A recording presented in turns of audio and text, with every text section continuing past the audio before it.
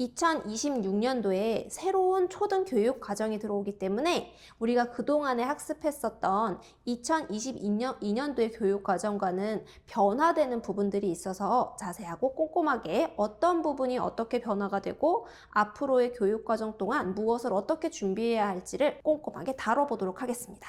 2022학년도의 교육과정을 따라하게 되다 보면 아이들이 놓치는 부분들이 생기고, 이는 나아가서 수업 과정에서 더 점수로 받을 수 있는 부분들에 대한 준비가 덜 되기 때문에 그만큼 26년도 교육과정을 제대로 인지하지 못하면 아이들의 학업에 손해가 이루어지겠죠. 그래서 부모님들, 나만 혹시 모르고 있는 거 아닌가 하는 부모님들을 위해 영상을 준비했습니다. 자, 초등 영어 교육 과정은 두 가지 영역으로 나뉘어서 생각해 보실 수 있으세요. 이해를 돕기 위해서 첫 번째 영역은 인풋, 그리고 두 번째 영역은 아웃풋 영역이라고 할 수 있는데요.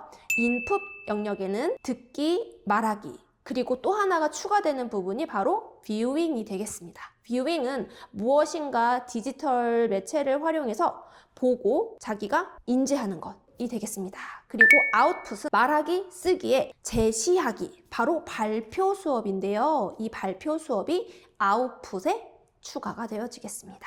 그동안에는 파닉스적인 학습만 혹은 단어만 읽고 읽기만 된다라면 초등교육 과정에서 크게 어려움이 없이 우리 아이들이 학습을 했다라면 26학년도부터는 무엇인가 자기가 비주얼이나 매체를 통해서 인지한 것을 자기의 생각과 이야기를 넣어서 발표를 해줘야 되는 겁니다. 예를 들자면 우리 친구들이 현장 체험학습을 다녀왔다라는 것에 대한 글을 쓰고 이를 발표하는 데 있어서 자기가 현장 체험학습을 언제 어디를 갔고 그곳에서 무엇을 배웠는지를 보드판을 만들어서 만들기를 한 후에 자기의 생각이라던가 내가 그날 느낀 점들을 넣어서 앞에 나와 친구들 앞에서 보드를 활용하거나 혹은 문서를 활용해서 발표, 제시하기를 해주는 거죠. 자, 그러면 갑작스럽게 우리 아이들이 발표 수업을 하게 되거나 혹은 자기가 본 것에 대한 인풋을 쌓아가는 데 있어서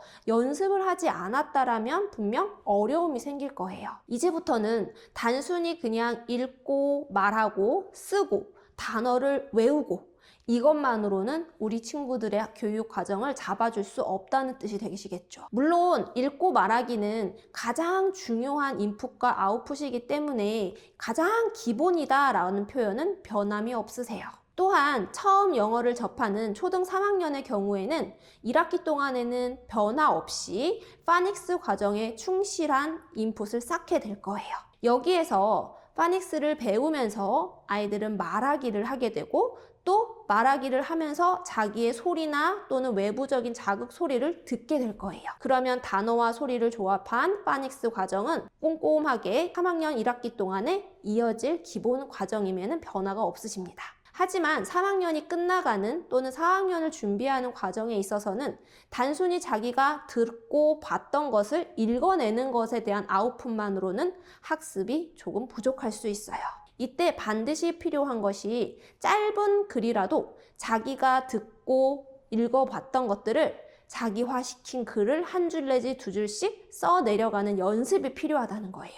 그렇기 때문에 말하기 과정 이전에 자기가 안 과정을 써내려가는 라이팅, 이것 또한 아주 중요한 연습 과정이 되시겠죠. 자기가 어느 정도의 글을 쓸 수 있고 이제 어느 정도 읽기가 가능해진 3, 4학년이 지난 6학년이 된 경우에는 자기가 써내려간 글들을 활용해서 교실 앞으로 나와서 자기의 생각이 추가가 된 프레젠테이션을 해야 돼요. 그냥 단순히 조별로 어떤 과업에 대해 서로 이야기하고 짜여진 글을 아무 자기의 생각을 없이 그냥 말하는 것이 아니라 자기의 생각을 넣고 내가 무엇을 배웠고 이 배운 것이 나에게 어떠한 장점이 되었고 어떠한 교훈이 되었는지 이러한 자기의 생각을 추가하는 과정이 매우 중요해진다라는 생각을 하시면 되세요. 그렇기 때문에 그냥 갑작스럽게 3학년 때 영어를 준비한다. 그러면 조금은 늦을 수 있어요. 아이들이 3학년 때 편하게 파닉스 과정을 배우고 아웃풋의 기로에 넘어갈 수 있는 브릿지 역할을 하기 위해서는 초등 1, 2학년 동안 될 수 있으면 파닉스의 전반적인 과정을 떼고 나서 친구가 3학년을 진행을 할 때에는 자기가 읽어낸 아웃풋의 글들을 조금 더 자기가 쓸 수 있는 글로 표현하는 연습을 해 주어야지만 5학년과 6학년에 가서 긴 자기만의 프레젠테이션 보드를 만들 수가 있고 그거를 유창하게 발표를 해낼 수 있는 과정들이 이루어지게 되시는 거죠. 그렇다면 우리 친구들이 5, 6학년에 갔을 때 자기가 자신감 있게 자기가 프레젠테이션, 리프레젠테이션을 제시를 할 수 있는 그 과정이 되려면 무엇이 중요할까요? 그렇습니다. 바로 매일매일 조금씩 꾸준히 자기만의 글쓰기와 자기만의 글쓰기를 통한 말하기 연습을 해 주어야 한다는 거예요. 요즘에는 유튜브라던가 많은 대중매체를 통해서 우리 친구들이 접할 수 있는, 우리 친구들이 인풋으로 받아들일 수 있는 매개체들이 많이 있어요. 그런데 친구들도 그렇고 부모님들도 그렇고 한두 번 보여주다가 마시거나 또는 보여주기 것까지, 뷰잉까지의 과정만, 뷰잉은 인풋을 들어가는 거니까 거기까지의 과정만 해주시고 아웃풋의 과정은 생략하시는 경우가 많아요. 이렇게 되면 똑같이 5, 6학년이 되었을 때 자기만의 글쓰기, 자기만의 제시하게 하는 리프레젠테이션이 여전히 어려워질 수 있습니다. 그렇기 때문에 학원을 선택하실 경우에는 아무리 파닉스 과정일지라 하더라도 짧은 글쓰기 또는 짧은 자기의 생각을 넣어줄 수 있는 학습 과정이 반드시 들어있는 학원을 선택하시는 게 굉장히 현명한 선택이 되실 거예요. 그리고 파닉스 과정이 끝나간과 동시에 자기가 어느 정도 짧은 4-5줄의 글쓰기를 할 수 있는 능력까지 키워졌을 때 우리 친구들은 조금씩 5, 6학년의 아웃풋, 또 6학년이 되었을 때는 에세이 이전까지의 과정들을 자기의 리프레젠테이션으로 발표해낼 수 있는 상황이 만들어지시겠죠. 그렇기 때문에 앞서 말씀드렸다시피 다시 한번 정리를 드리면 초등교육과정은 22년도와 달리 한 개씩 추가가 되어지세요. 이해의 영역인 인풋에는 듣기, 말하기 뿐만 아니라 매체를 활용한 뷰잉이 추가가 됩니다. 뷰잉을 통해서 아이들의 인풋의 양은 더 증폭이 될 수 있겠죠. 그리고 두 번째 영역인 표현 영역인데요. 여기에는 기존의 말하기, 쓰기 뿐만 아니라 자신의 생각을 넣은 리프레젠테이션, 바로 제시하기가 이에 해당이 되겠습니다.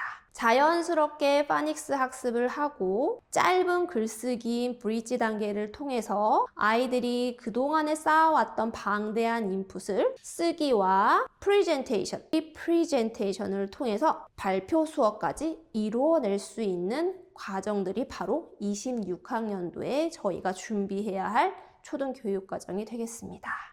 옛날의 교육과정처럼 그냥 무작정 단어만 외우거나 파닉스의 음과학습을 통해서 그저 읽어내는 것에서 멈춘다면 앞으로 5, 6학년에 주어질 수행평가의 리프레젠테이션이 매우 어렵게 되실 거예요. 원어민 선생님과의 원활한 소통을 통해서 아이들이 준비된 글쓰기에 자신의 생각을 넣고 서로의 이야기를 나누면서 아이스 브레이킹, 브레인스토밍이 정확히 될 수 있는 학원 선택이 중요하게 되겠습니다.